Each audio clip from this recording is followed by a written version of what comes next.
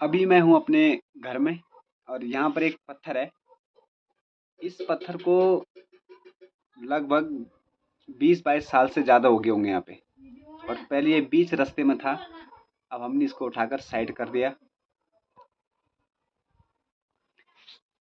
ये पत्थर जंगल जाते वक्त अपने दरांती कुल्हाड़ी अपने हथियारों पर धार लगाने का काम आता है। एक और चीज़ है यहाँ पे, ये अछाना, इसमें लकड़ियाँ फाड़ने का ये काम आता है।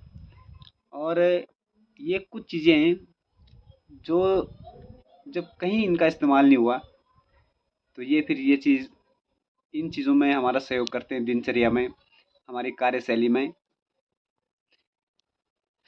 वो जो पत्थर है उसी पाषाण खान का है जिसे हम क्वेरी कहते हैं।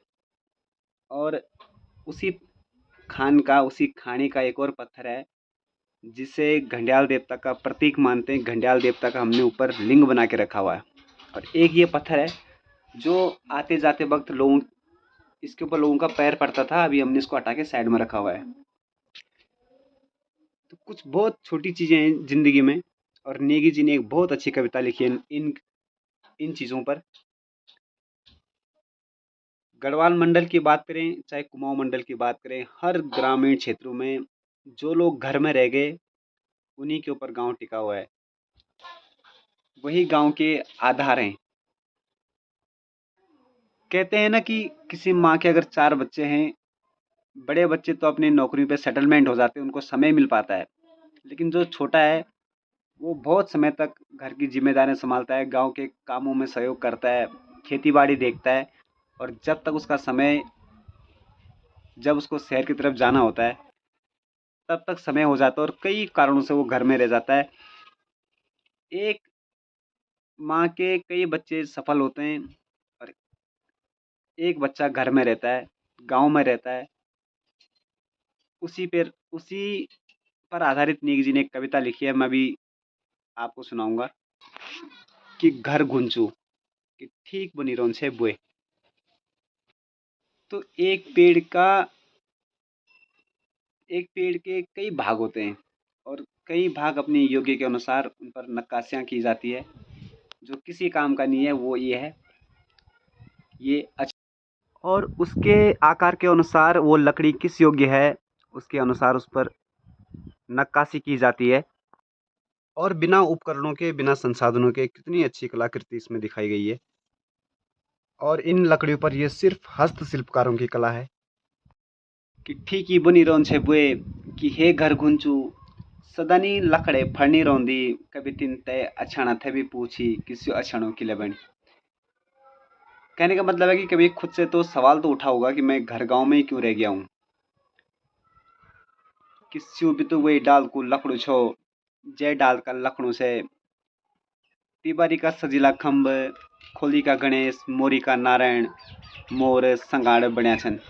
पर स्यो अछाणो किले बणी कैन बिगाड़ी तय को नो और कैन बदली तय को धर्म।